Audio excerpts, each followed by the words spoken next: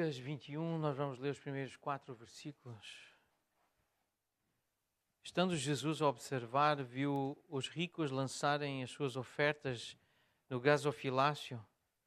Viu também certa viúva pobre lançar ali 2 pequenas moedas e disse: verdadeiramente vos digo que esta viúva pobre deu mais do que todos, porque todos estes deram como oferta daquilo que lhes sobrava.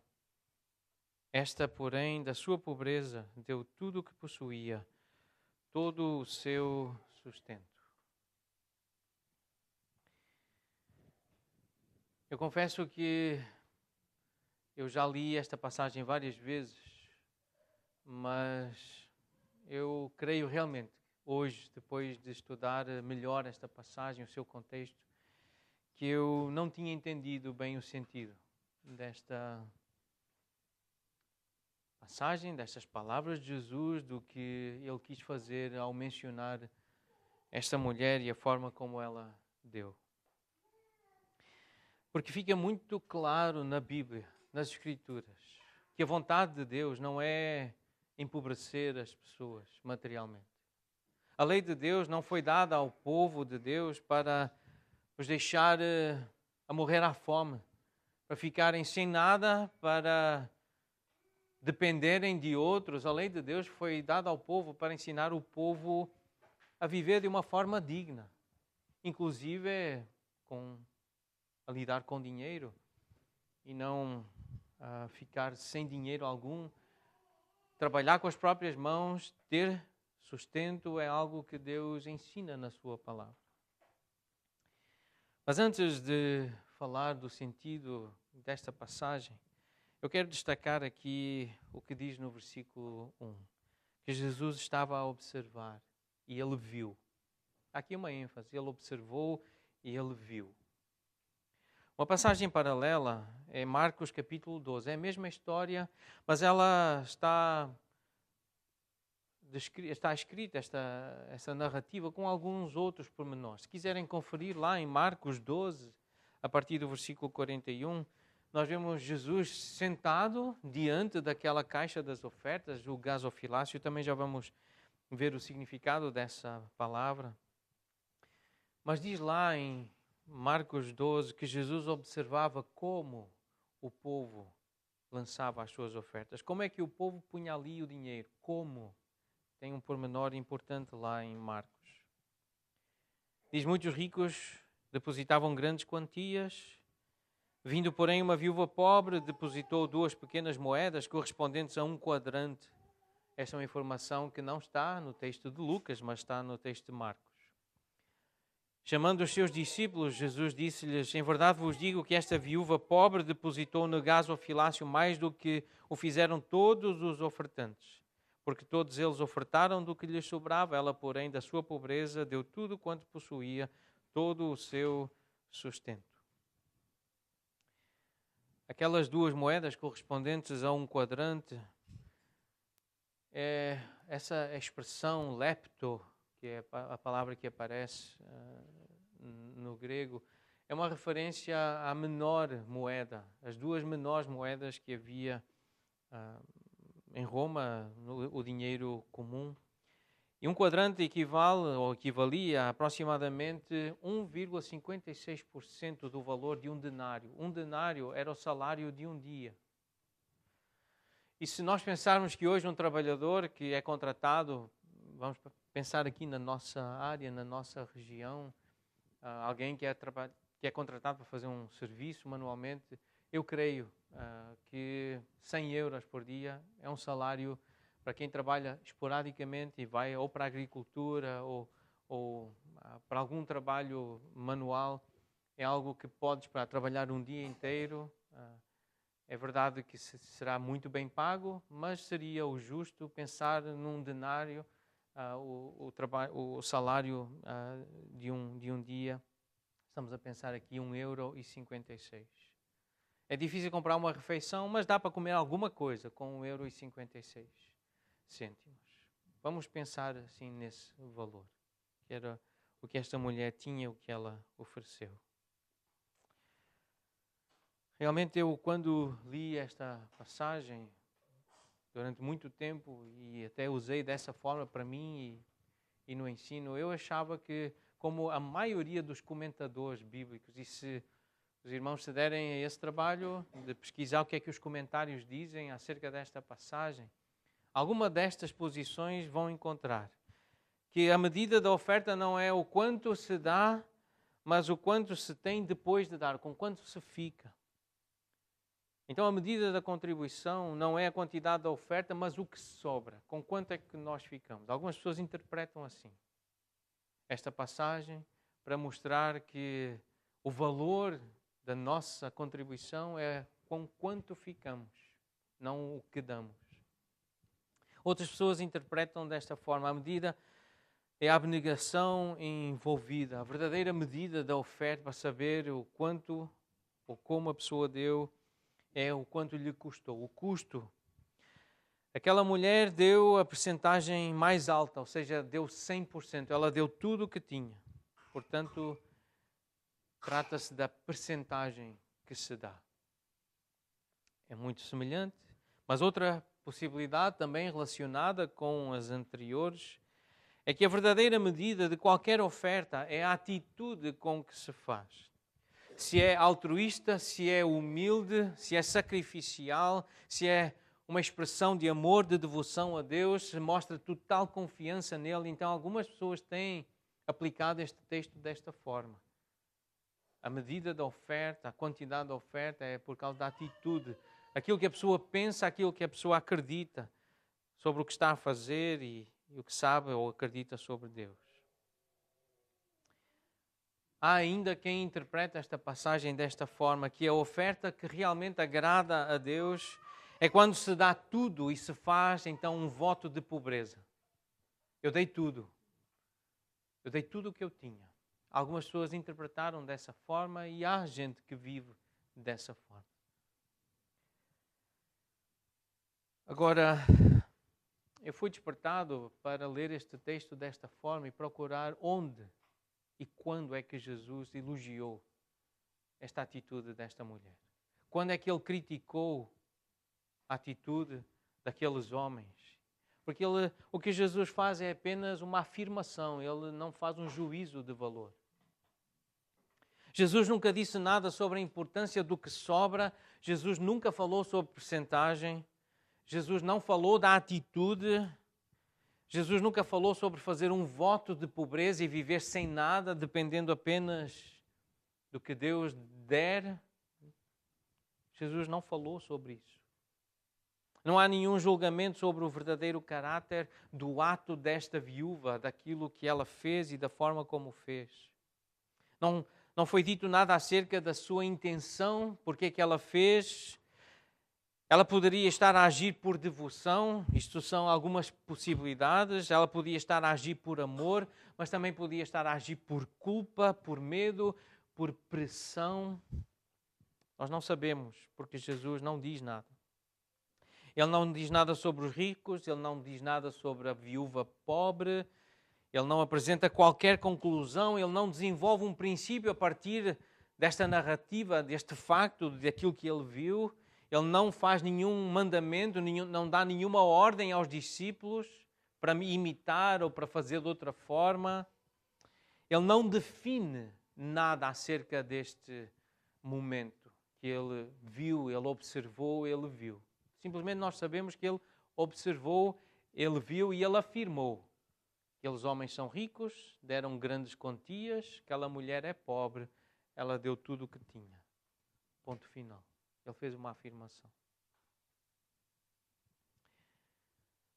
A pergunta que nós precisamos fazer a nós mesmos: como é que eu me sentiria? Como é que o irmão ou a irmã se sentiria se visse uma viúva pobre que só tinha aquelas 2 moedas, pequenas moedas, com as quais ela poderia comprar talvez uma última refeição? Simples, mas uma pequena e simples refeição.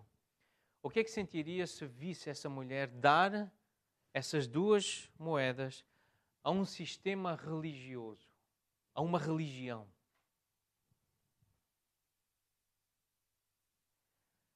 Certamente eu diria, e acredito que os irmãos também diriam, pensariam, há algo de errado com este sistema, com esta religião.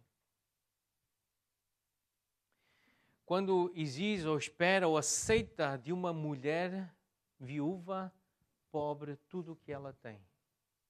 Há algo estranho nesta religião. Porque quando nós lemos a Bíblia com atenção, nós vemos que a lei de Deus nunca foi dada para empobrecer as pessoas e as deixar sem nada.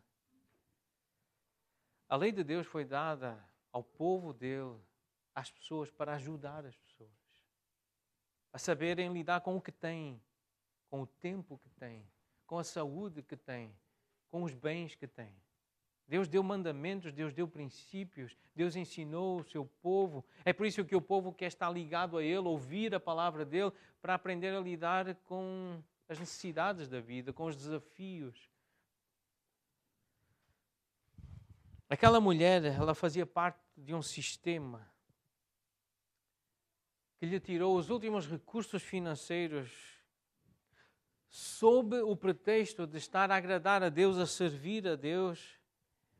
E nós não sabemos, porque o texto não diz o que é que ela queria, o que é que eles diziam naquele sistema que ela iria conquistar ou iria receber por dar tudo o que ela tinha. Seria para comprar a salvação ou para lhe trazer alguma bênção material 100 vezes mais do que aquilo que ela estava a dar? O que é que ela esperava ao entregar aquilo que ela depositou naquela caixa? O que nós podemos concluir é que ela foi manipulada por um sistema religioso que Jesus chamou de corrupto. Porque quando nós vemos o contexto destes versículos, especialmente os versículos anteriores, e se nós lermos o que está no versículo 47 do capítulo 20, estes homens que lideravam este sistema corrupto, eles devoravam as casas das viúvas. Nós vemos Deus aqui a lançar ais, maldições sobre esse sistema e sobre essas pessoas e a dizer isto vai ser destruído. Este tipo de culto, este templo, é logo o que vem a seguir, na passagem a seguir.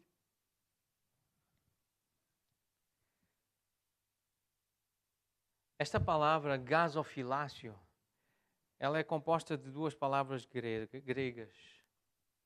E uma delas significa tesouro ou riqueza, a outra significa prisão. E a ideia é esta: uma vez que a riqueza ou o tesouro é colocado lá, fica preso. Essa é uma imagem forte. Porque a tradição conta que no templo havia 13 caixas destas, 13 gasofilácios para ofertas, e essas caixas estavam no pátio das mulheres, onde todos tinham acesso. O pátio das mulheres, os homens também podiam entrar lá. Então todos tinham acesso a esse lugar e por causa do imposto que era cobrado, um imposto anual do templo, então todos os judeus deviam entregar essa oferta, esse imposto, esse dinheiro. E era um lugar bonito, luxuoso, era um lugar que ostentava fortuna. E quem conta isto é Flávio Josefo, um historiador, e há um livro bem famoso dele sobre a história dos judeus. Mas o que ficava evidente, e isso os historiadores, e Flávio Josefo é um dos que diz, é que havia um grande desperdício desse dinheiro em coisas supérfluas, em coisas luxuosas, mostrar a grandeza da religião judaica. E esse é o verdadeiro coração da falsa religião, dos sistemas corruptos religiosos. Essa ênfase no dinheiro, em arrecadar dinheiro e prender dinheiro do povo. O cerne da falsa religião é o dinheiro, é o tesouro. Tudo é uma questão de dinheiro. Eles fazem isso, diz Pedro, movidos por avareza, por ganância. Os falsos mestres, os que dirigem esses falsos sistemas religiosos, eles fazem por avareza, por amor ao dinheiro. Em Lucas 16, 14, nós lemos a semana passada essa passagem, nós lemos Jesus a dizer que os fariseus, eles eram avarentos e por isso eles ridicularizavam Jesus, tratavam com desprezo o ensino de Jesus, eles eram amantes do dinheiro. Mas nós percebemos então que pelo contexto, Jesus está a expor esse sistema corrupto. Ele está a falar contra. Ele está a descrever aquilo que acontecia debaixo da liderança desses falsos mestres. Ele diz: guardai-vos dos escribas que gostam de andar com vestes talares e muito apreciam as saudações nas praças. Essas vestes luxuosas que chamam a atenção para si, para a sua dignidade, a sua honra. Eles amam, apreciam as primeiras cadeiras nas sinagogas, a pompa. Eles gostam dessas imagens de honra, os primeiros lugares nos banquetes. Mas são eles que devoram as casas das viúvas. E para o justificar, eles fazem longas orações, mas eles sofrerão juízo muito mais severo, diz o Senhor. Então ele está a descrever uma realidade que o deixava indignado, irritado. Ele dá um exemplo, então nós vemos depois esse exemplo de uma viúva a entregar a esse sistema corrupto tudo o que ela tinha. Ela era pobre e ela entrega tudo o que tem. E eles aceitam. E fica preso lá. E depois vem então a garantia de Jesus: este sistema, isto vai acabar. Este templo vai ser destruído. Estas pedras bonitas, e os discípulos estão encantados com a beleza daquelas pedras ornamentais. Isto tudo vai ser destruído. Virá grande sofrimento. Eu vou trazer sofrimento sobre esta nação. Os judeus vão sofrer. Israel vai sofrer. Eu estou indignado com o meu povo, com o que eles fizeram. A menina dos meus olhos, eu estou indignado com este sistema religioso falso, corrupto. A minha cidade, ela vai ser sitiada e vai ser destruída. É o que vem a seguir. Os saduceus, os fariseus, os escribas, eles tinham um sistema que abusava dos pobres. Abusava daqueles que eram indefesos. Havia uma aproveitação de pessoas fracas. Eles desprezavam essas pessoas e abusavam delas. Mas as Escrituras estão repletas de mandamentos e instruções para que o povo de Deus cuide das viúvas. Não que as explore, não que aceite tudo o que elas têm, mas que cuide delas, que não deixe que falte nada. Mas os sistemas falsos aceitam dinheiro de gente pobre para que fiquem sem nada. Podem até roubar e endividar-se para trazer, mas tragam para esta prisão do tesouro. Ponham aqui, que nós guardamos. Se algum verdadeiro crente visse uma viúva dar os seus últimos recursos a alguma organização religiosa na esperança de poder comprar a salvação, nós não sabemos o que é que ela queria. Jesus não diz o que é que ela queria. Mas se alguém comprometido com o Evangelho visse uma mulher pobre, uma viúva pobre, a dar todos os seus recursos para poder comprar uma bênção, para poder comprar cura ou prosperidade financeira, certamente não a elogiaria, não a louvaria, não a encorajaria a continuar a fazer isso.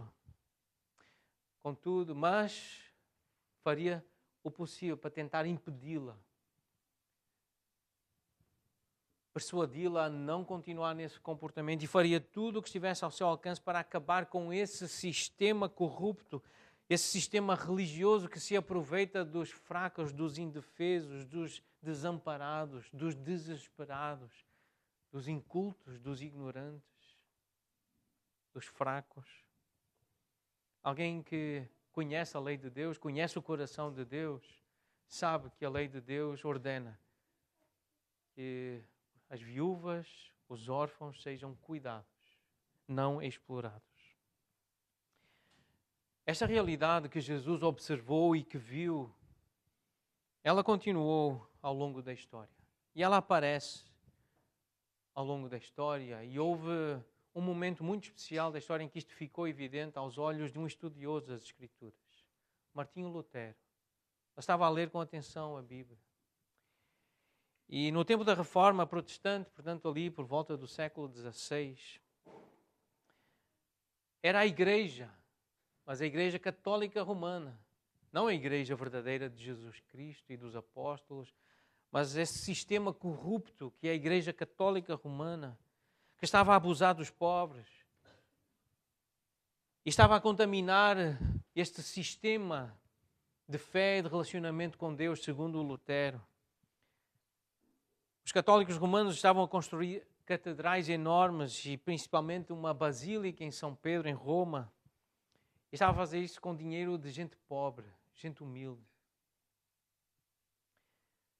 Eles vendiam indulgências para arrecadar dinheiro, prometendo às pessoas que em troca desse dinheiro os seus pecados eram perdoados, os seus e de parentes. Gente pobre que dava o que tinha, tudo o que tinha, davam quantias enormes para comprar perdão de pecados. Isso revoltou Martinho Lutero. E nós sabemos que nos nossos dias, nestes últimos, vamos dizer, nestas últimas décadas, nestes últimos anos, o maior segmento de doadores, isto tem sido percebido pelas igrejas, pelos pastores, mas o maior segmento de doadores para os pregadores carismáticos do Evangelho da Prosperidade, aqueles que aparecem na rádio, na televisão, em grandes palcos, grandes estádios, homens realmente carismáticos, sabem falar, sabem usar os recursos que têm, homens com uma capacidade extraordinária de fazer comércio, de vender. Mas o maior segmento de doadores para esses ministérios são mulheres, mulheres sozinhas, mulheres solteiras ou viúvas, mulheres solitárias que se sentem sozinhas. Muitas delas estão desesperadas ou porque estão doentes e querem cura, elas querem mais dinheiro, querem mais riqueza e até há alguns pregadores desses que prometem um marido, um cônjuge, um homem. E se nós observamos esta realidade, o que é que nós sentimos? Se virmos uma mulher sozinha a dar dinheiro para esses ministérios, nós vamos dizer para ela continuar? Vamos dizer imitem-na? Façam como ela? Se nós conhecemos a lei de Deus e se nós sabemos que Ele deu esses princípios, essa sabedoria para ajudar pessoas e não para as empobrecer, para as destruir financeiramente, nós vamos dizer para com isso, vamos procurar persuadir essa pessoa, essas mulheres, e para com isso. Porque a verdadeira religião, a religião pura e sem mácula, para com o nosso Deus e Pai é esta: visitar os órfãos e as viúvas nas suas tribulações. É isto que Deus quer. Esta é que é a verdadeira religião que o Senhor Jesus veio encarnar, Ele cuidar dos fracos, não deixá-los desamparados e sem nada. Eu entrego tudo o que eu tenho, agora eu vou para casa e vou morrer. Não é isso que Deus ensina na sua esmagadora maioria da revelação. Tantas passagens que nos ensinam que Deus quer que se cuide das viúvas, que Deus quer que se cuide dos pobres, dos desamparados, dos doentes. Então Jesus estava a observar e ele viu. E Jesus vê como as pessoas entregam. Jesus sabe o porquê daquela mulher ter entregue o que entregou e como entregou. Mas eu gostaria que nós considerássemos algumas passagens que mostram que Deus continua a ver, a observar e a ver. Como é que o seu povo faz contribuições? Como é que o seu povo entrega as ofertas? Eu vou destacar alguns versículos no Novo Testamento e houve uma necessidade, havia gente pobre no primeiro século e Paulo, um dos ministérios que ele desempenhou foi levantar ofertas, falar com igrejas, falar com famílias, para que dessem contribuições para ajudar os pobres. E um dos versículos mais importantes nesse contexto de falar sobre dinheiro e entregar ofertas está em 2 Coríntios capítulo 8, versículo 12. E é esta ideia: se há boa vontade, será aceita essa contribuição, essa oferta, conforme o que o homem tem e não segundo o que ele não tem. Porque Deus sabe o que cada um tem. Jesus sabia se aqueles homens eram ricos e quanto tinham, e Jesus sabia o que aquela mulher tinha ou deixava de ter. Mas o que a Bíblia ensina à igreja é que nós devemos realmente ter boa vontade, uma vontade boa, saudável, de servir a Deus com aquilo que Ele nos confia. Esta mesma passagem começa assim, nos versículos de 1 a 4. Irmãos, nós fazemos conhecer-vos a graça de Deus concedida às igrejas da Macedónia. Eu estou a lembrar aquilo que aconteceu com aquelas igrejas daquela região. Eles receberam esta graça. Qual é a graça? No meio de muita prova de tribulação, manifestaram abundância de alegria. E a profunda pobreza deles superabundou em grande riqueza da sua generosidade, porque eles, testemunho eu, na medida das suas posses e mesmo acima delas, se mostraram voluntários, pedindo-nos com muitos rogos a graça de participar da assistência aos santos. É a atitude, é a boa vontade. Não é ficarem com dívidas, não é ficarem pobres para morrer, mas esse desejo: eu quero também ajudar. Está além das minhas posses, mas é o meu coração, é uma graça poder servir. Não por obrigação, não por causa de um sistema religioso, mas por devoção e por gratidão para mostrar que eu amo ao Senhor. Mais à frente, no capítulo 9, ainda a tratar deste assunto, Paulo diz: isto afirma: aquele que semeia pouco, pouco também ceifará, e o que semeia com fartura, com abundância também ceifará. Cada um contribua segundo o que tiver proposto no seu coração, não com tristeza ou por necessidade, porque Deus ama quem dá com alegria. De novo, Deus vê, Deus observa, Deus conhece o coração de cada um, que cultua, que adora a Deus com ofertas financeiras. Deus pode fazer-vos abundar em toda a graça, a fim de que, tendo sempre em tudo ampla suficiência, não é ficando sem nada, mas é tendo suficiência, ampla suficiência, superabundez em toda a boa obra.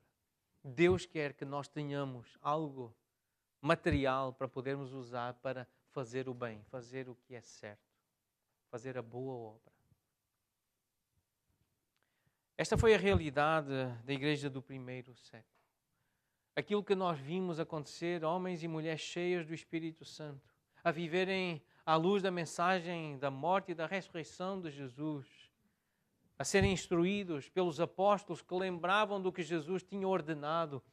Nós lemos em Atos 2, 44, que os que creram tinham tudo em comum. Eles vendiam as suas propriedades e bens, distribuindo o produto entre todos. À medida que alguém tinha necessidade, ninguém podia ficar sem nada. O ideal era que quem tinha mais se desfizesse do que tinha para poder repartir e ajudar o que tinha menos, para ficarem bem. Mais à frente, no capítulo 4, diz: nenhum necessitado havia entre eles. Atos 4, 34. Nenhum necessitado havia entre eles, porquanto os que possuíam terras ou casas, vendendo-as, traziam os valores correspondentes e os depositavam aos pés dos apóstolos. Então se distribuía a qualquer um à medida que alguém tinha necessidade. Essa era a realidade da lei de Deus posta em prática, dos princípios, da doutrina verdadeiramente evangélica e fiel. É para que não houvesse necessidade. Não havia aproveitamento, não havia aqui nenhum tipo de corrupção, não havia aqui nenhum tipo de pressão. Era algo de boa vontade, era voluntariamente, era por amor, era por devoção, era por sensibilidade, era por compaixão. Esta é a realidade que a Bíblia descreve. Não havia aqui ninguém a ser devorado. E ninguém a disfarçar uma piedade com longas orações e com roupas que aparentavam piedade. havia uma realidade dirigida pela doutrina dos apóstolos, que era a doutrina de Jesus Cristo. Nós sabemos, e um versículo importante sobre esta realidade é que uns se dizem ricos, Provérbios 13, 7 diz assim, uns se dizem ricos sem terem nada, outros se dizem pobres sendo muito ricos. A perspectiva de Deus acerca de riqueza é bem diferente. Nós sabemos nas palavras de Jesus como ele se dirigiu às igrejas, naquelas cartas do Apocalipse, às igrejas lá daquela região da Turquia. Alguns que se achavam ricos e eram pobres, alguns que se achavam pobres e eram ricos. Mas qual é a explicação que nós temos para estas palavras sobre riqueza e pobreza? Em 2 Coríntios capítulo 6, Paulo apresentando-se como alguém que é crente, que é de Jesus, a falar com pessoas que são crentes e que são de Jesus. Servos de Deus, ministros de Jesus Cristo. Versículo 10, 2 Coríntios 6. Pobres, mas enriquecendo a muitos. Nada tendo, mas possuindo tudo. Porque a verdadeira riqueza é aquela que nós recebemos porque temos contacto com Deus e com a sua palavra, a sua lei. Em 1 Coríntios 1, versículos 4 e 5, diz Paulo, sempre dou graças a meu Deus a vosso respeito, a propósito da sua graça que vos foi dada em Cristo Jesus. Se alguém é de Jesus, se alguém entendeu o Evangelho, diz o versículo 5, em tudo fostes enriquecidos nele, em toda a palavra e em todo o conhecimento, para saberdes usar inclusive as riquezas, os tesouros, os bens que vos são confiados, os bens materiais. Em Cristo sois enriquecidos, para saberdes lidar com o tempo, com a saúde, com a energia, para poderem suprir as necessidades, atender àqueles que têm necessidades, serem úteis nas mãos dele, fazerem alguma coisa de relevante para o reino, para a igreja, para a sociedade. O chamado de Cristo exige que nós nos afastemos do mundo, do pecado e do nosso próprio controlo para confiar exclusivamente nele. Nós queremos controlar tudo, as nossas finanças, nós queremos ter tudo debaixo da nossa prisão. Sou eu que controlo, sou eu que defino quanto vou dar. É o que me apetece, é o que eu acho melhor. Esta é a tendência humanista. O Evangelho chama-nos a nos entregarmos a Deus, a nossa vida é dele, reconhecendo que ele comprou as nossas vidas com o sangue de Jesus Cristo, o seu Filho, que é o nosso Salvador.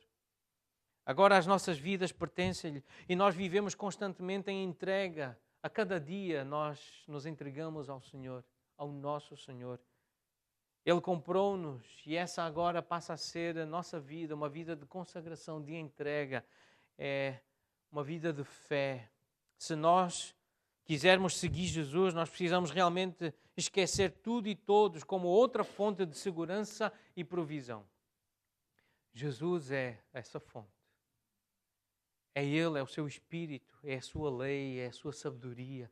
É Ele, é dele que nós recebemos a graça de poder trabalhar com as nossas mãos. É dele que vem a sabedoria, a capacidade.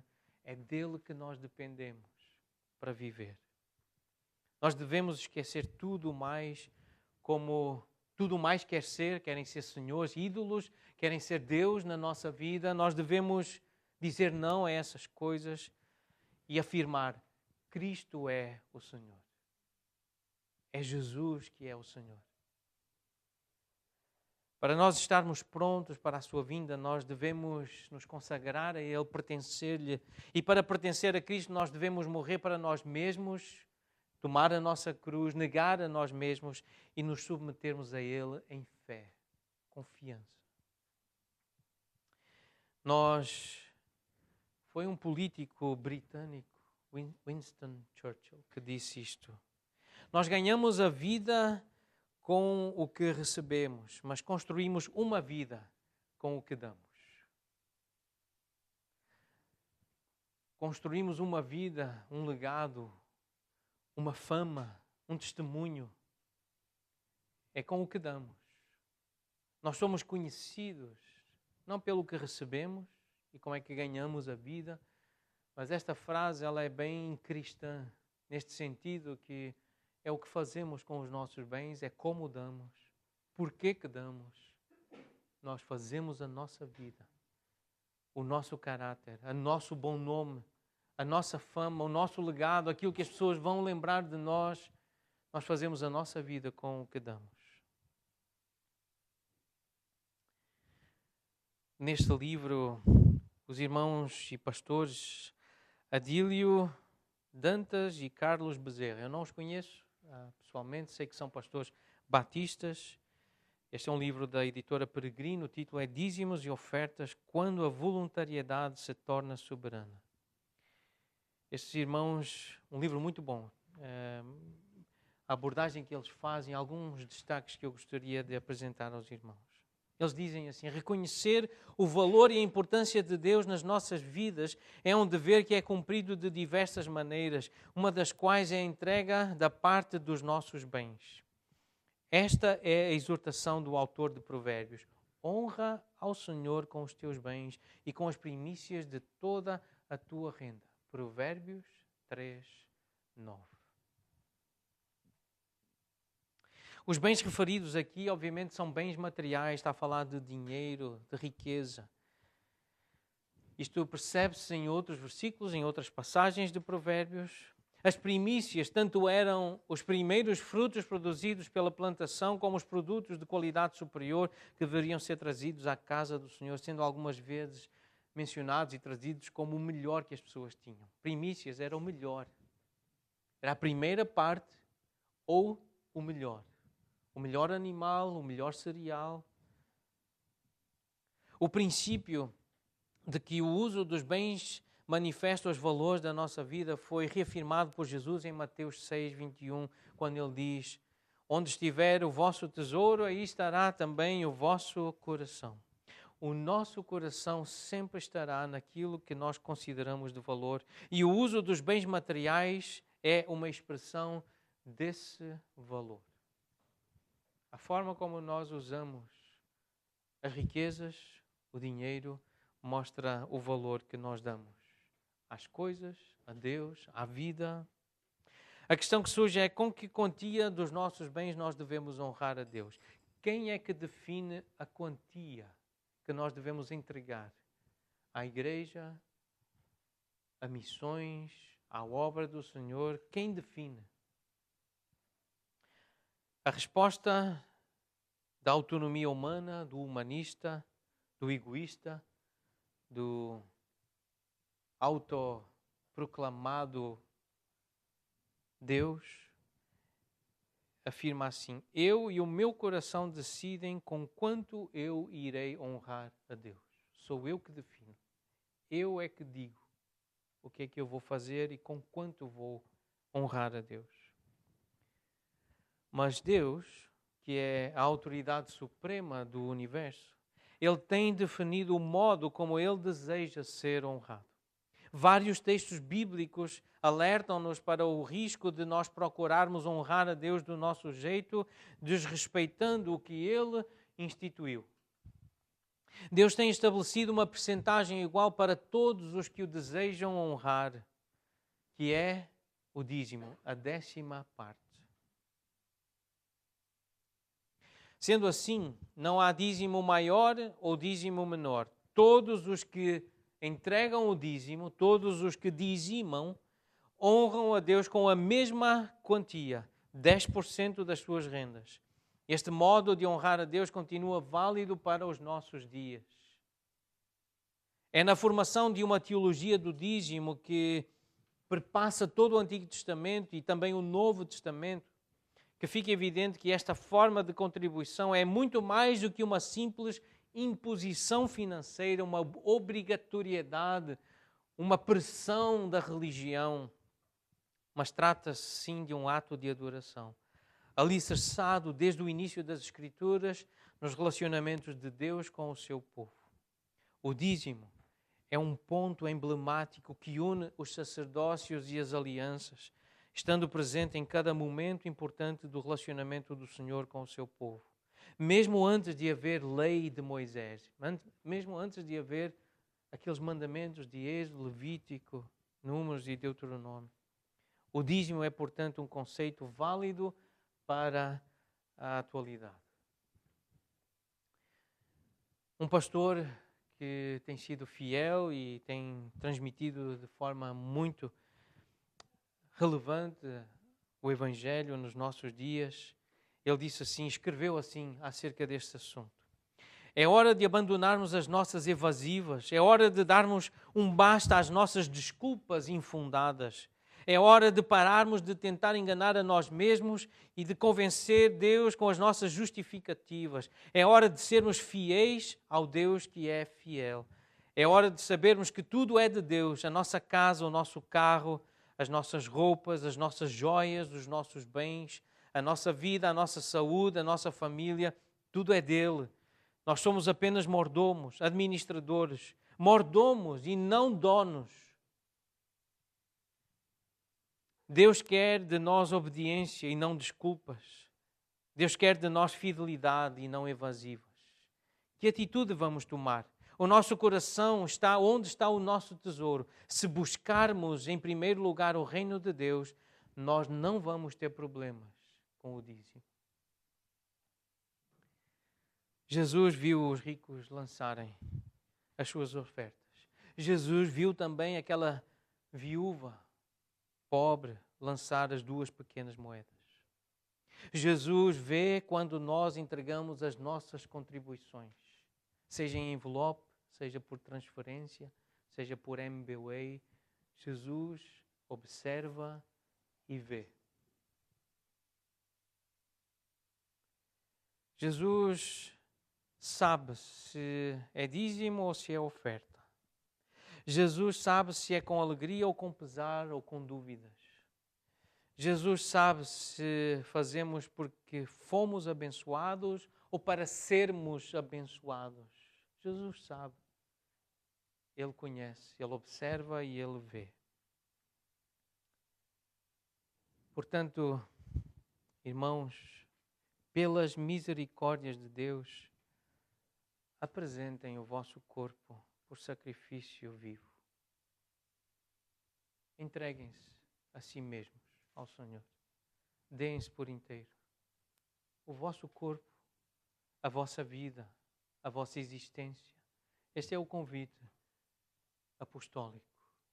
Esta é a doutrina dos apóstolos. Redunda nesta mensagem, entreguem-se a Deus. Se são de Deus, se são do reino, se pertencem ao rei, o dízimo não é um problema. É só uma questão de fidelidade. É só uma questão de obediência. Foi Deus que determinou, é 10%, é 10%. Deus mandou. Porque se vivemos, para o Senhor vivemos. Se morremos, para o Senhor morremos. Quer pois vivamos ou morramos, somos do Senhor. Ele não quer que ninguém entregue tudo para depois ir morrer. Essa não é a vontade de Deus. E não é isso que uma igreja bíblica quer dos seus membros. Que entreguem tudo o que têm para depois morrerem à fome, desamparados. Não é isso. Mas se eventualmente isso vier a acontecer, se alguém der tudo o que tem e se vier a morrer porque deu tudo o que tem, mas se deu porque é do Senhor, morreu para o Senhor, é do Senhor, vai ser ressuscitado com o Senhor e para o Senhor e vai viver com Ele para sempre. Num lugar majestoso, glorioso, ruas de ouro, mar de cristal. Há um hino que diz assim. Mas, de novo, segundo aos Coríntios 8, e aqui tem esta expressão de alegria, de afirmação, de elogio, recomendação, aquilo que Paulo viu naqueles irmãos que pediram a graça, rogaram a graça de participar da oferta aos necessitados. É isto que nós também devemos pedir para nós e desejar para a nossa igreja. Nós esperávamos que eles dessem dinheiro e eles fizeram como nós esperávamos. Mas não apenas fizeram o que nós esperávamos, mas também deram-se a si mesmos, primeiro ao Senhor, depois a nós pela vontade de Deus. É isto que importa, é isto que nós queremos, uns dos outros. Que nós nos entreguemos ao Senhor. é que saibamos dizer: eu sou de Jesus, eu sou de Cristo, eu pertenço-lhe. Eu não tenho nada meu, tudo que eu tenho eu administro para Jesus, o Senhor. É isto que nós precisamos aprender. É isto que é uma igreja bíblica, saudável, uma igreja viva e verdadeira. Uma igreja que ensina estas verdades. Vamos nos entregar ao Senhor, ao Rei dos Reis, Senhor dos Senhores, verdadeiro Deus.